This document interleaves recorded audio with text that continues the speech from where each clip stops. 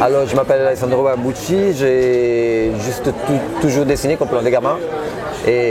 Sauf que je n'ai pas arrêté. Donc, j'étais très introverti, donc pour moi les personnages d'invention c'était ma bouée, mes amis, mon univers. Et j'ai commencé très jeune, à 18 ans, j'avais déjà mes planches, j'ai présenté à droite à gauche. J'ai tombé sur quelqu'un de la Walt Disney Company qui a pensé mais j'étais dedans. Et j'ai commencé effectivement à travailler professionnellement dans la production des BD Disney à 18-19 ans. À partir de là, je suis arrivé en France 10 ans plus tard pour chercher un milieu où pouvoir écrire mes propres histoires, m'exprimer, créer mes propres personnages. C'est là où je me suis arrêté depuis 2000. Alors en réalité, ici en France, on ne sait pas beaucoup. Et moi, je viens de la BD jeunesse, parce qu'ici, on me connaît surtout pour mon travail pour la BD adulte. Mais mon plus gros projet s'appelle Witch, c'est un projet que je fais pour Disney en 2000 justement, et c'était pour un public préadolescentiel. Sauf qu'à l'époque c'était de la théorie, parce que moi j'avais 25 ans, je me référais à moi-même adolescent.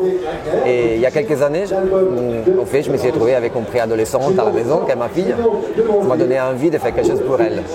J'ai sorti les Witch, les vieux magazines, et je me suis rendu compte que ça avait pris un peu un coup en 20 ans. Et donc je me suis dit, mais pourquoi pas faire un nouveau projet pour ce public-là que maintenant j'ai à la maison.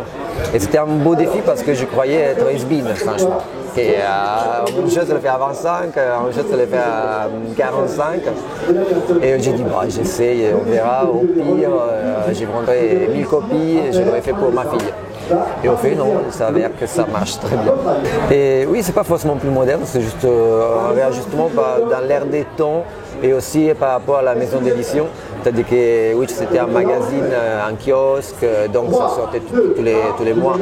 Et donc il y avait beaucoup d'aventures, l'éditeur nous demandait des batailles de l'aventure, quelque chose qui fasse acheter le magazine le mois suivant. Alors qu'ici, comme on a l'occasion de sortir une fois par an, on peut soigner beaucoup plus le dessin, tout ce qui est la partie artistique. Donc j'ai décidé effectivement graphiquement d'utiliser l'aquarelle, de soigner énormément l'objet, chaque dessin. Ça fait pour la partie graphique, pour la partie des scénarios, effectivement, je réalise la BD avec Giovanni Di Gregorio, qui est un copain scénariste, que j'ai tiré sur le projet. Et lui, il a apporté beaucoup, parce que lui avait 3 sœurs. Et au début, mon idée de projet, c'était 3 copines, avec 3 familles différentes, etc. Et lui, quand il m'a dit, mais tu sais quand on ne fait pas quelque chose avec 3 sœurs, j'ai dit, wow, c'est beaucoup plus difficile. Et du coup, on n'a qu'une famille. Mais j'ai accepté le défi et on n'est pas tous sur ces lignées-là. Et donc, effectivement, c'est plus simple d'un côté, c'est plus intimiste. Et c'est pas des grosses aventures où on se bat avec des monstres, c'est plus sur soi-même, les relations familiales, avec on a gardé quand même un peu des paranormal. Mais basiquement, ça parle des relations familiales. Oui, la partie fantastique, les rêves prémonitoires et tout ça, c'est la partie où je m'amuse le plus probablement. Parce que c'est là où je peux utiliser tout ce que j'ai appris au niveau de dessin, des mises en page, pour créer des choses qui sont moins quotidiennes, et beaucoup plus, voilà, qui fassent rêver un peu plus fantasiste. Du coup, je mets dedans un peu de ce que je fais aussi sur Skydoll, c'est une science-fiction un peu métaphysique que j'ai fait il y a plusieurs années. Je mélange tout là-dedans, c'est les parties où graphiquement aussi je peux composer une forme qui m'amuse plus. Et j'y tiens beaucoup à cette partie-là, qui est un peu différente. Oui, le graphisme d'un personnage en général est toujours lié aussi à son soi intérieur.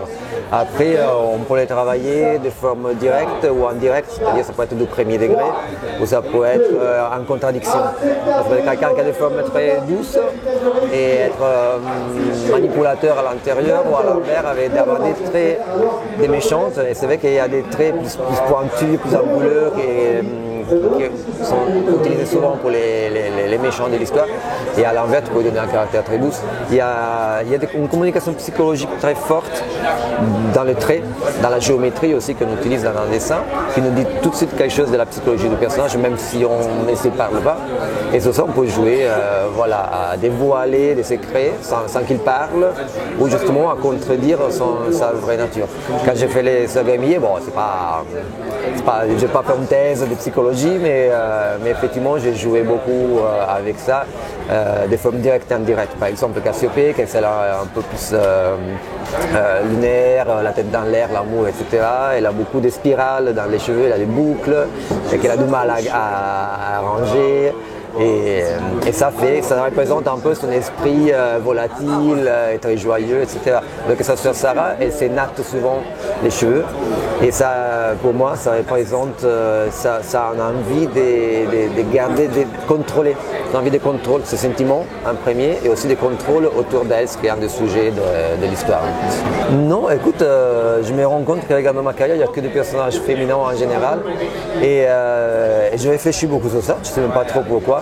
Et je crois que c'est parce que j'ai grandi dans une Italie des années 70 et 80 où les rôles masculins étaient très clichés, très banalisés. Mon père jouait un peu ces rôles-là, du patriarche, de la virilité, celle que ma fille maintenant appelle les virilités fragiles. Et c'est génial de voir quelqu'un de 14 ans qui face à un macho lui dit t'as la virilité fragile. Et moi j'ai grandi dans ces exemples de virilité qui ne me correspondaient pas du tout, il n'y avait pas d'alternative. Et donc j'ai refusé et je voyais par contre les femmes de ma famille, comme ma mère et ma grand-mère, qui étaient reléguées au second rôle, avoir des histoires tellement plus intéressantes. Donc, parce qu'avec ma grand-mère, avec la Seconde Guerre mondiale, en tant que femme célibataire sous les bombes, etc., avec sa sœur qui est morte dans une et en accouchant, c'est des romans quoi. Elle a une force incroyable et je l'ai toujours connue comme une femme toujours souriante, toujours positive. Toujours prête pour faire rire ses petits-enfants, pour être généreuse, alors qu'elle avait une histoire dramatique incroyable. Pour moi, ça c'était un vrai personnage, c'était une vraie force. C'est pas ces stéréotypes des vérités à l'Indiana Jones. Voilà.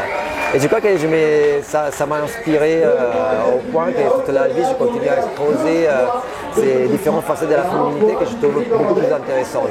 Maintenant, il y a une nouvelle masculinité qui s'est mise en place. Ça a commencé peut-être à devenir intéressant, enfin, d'avoir des protagonistes masculins. Oui, la commencé les premières 3 couvertures. Au début, on avait pensé un peu comme un triptyque. Et donc, il y a le jeu du nom de chacune sur le titre. Et il y a toujours, comme tu dis, un avant-plan. Et ça, c'était un peu prévu depuis le début. Mais souvent, les artistes ne sont pas en tant qu'autre original. Souvent, on s'est fait un planning mental de première couverture. Je ne sais pas, c'est toujours faire un triptyque, ça a toujours du charme dans la tête des artistes. Et après, effectivement, ça m'a aidé à faire les premières couvertures. Moi, je laisse faire les couvertures. Moi, j'avais déjà une charte graphique. À partir du 4, effectivement, ça se complique parce que là, maintenant, on a cassé les jeux de une des 3 en premier plan et on commence à aller sur des couvertures un peu différentes. Mais c'était exactement ça, c'était vraiment planifié, la position des 3 sur les 3 premiers tomes. Et effectivement, pour le 4, on s'est rendu compte qu'il manquait le père. Donc on a fait une ligne très féminine jusqu'à là. Et surtout, oui, sur le tome 3 aussi, et sur le tome 4, effectivement, on parlera de ses où, ses pères, qu'on ne voit jamais, et pourquoi on ne les voit jamais. Et à partir de tome 5, on entendait prévoir d'autres 3 albums. Et là, de ce jour-là, on entendait faire un peu un planning sur plusieurs albums. Donc on va effectivement redémarrer un nouveau cycle avec des gros changements dans leur vie personnelle. Et on aimerait aussi les faire évoluer un peu, c'est normal que ça soit, qu'ils grandissent un peu dans leurs sentiments, dans leurs relations. Et voilà, et il y avait une autre chose que je voulais faire, on a tout noté. Donc voilà, il y a beaucoup de changements dans cette direction-là, j'ai vraiment envie de les faire évoluer. Je voudrais montrer aussi un peu leur vie à l'école. On ne peut pas continuer à l'infini à les montrer en vacances.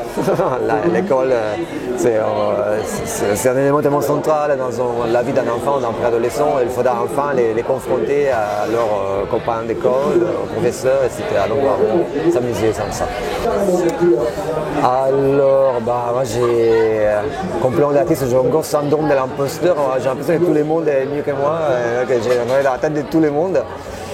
Pour citer quelqu'un dont on parle beaucoup de ces jours-là, j'adore Oriane Satouf. Et je trouve qu'il a une ironie, tout le monde le sait, une ironie incroyable, un grand intellectuel avec une grande ironie, un grand détachement de tout ce qui est sérieux dans le monde. Donc j'aimerais vraiment me faire un tour dans sa tête et voir un peu le monde à travers ses yeux. Moi, j'arrive pas à être aussi détaché et léger avec la réalité. Et sinon, en parlant de quelque chose qui est plus proche de ce grémier, moi, je suis un grand fan des loups, de Julien Nil. Je le connais bien, c'est un copain et tout, mais je n'arrive pas du tout saisir. Pour moi, Lou va au-delà d'un simple BD bien fait. Ça touche des climax de art. Et j'aimais bien être là au moment où il décide de casser tous les codes de la narration occidentale et faire ce qu'il a envie de faire et c'est jouer toute la série sur un coup de tête.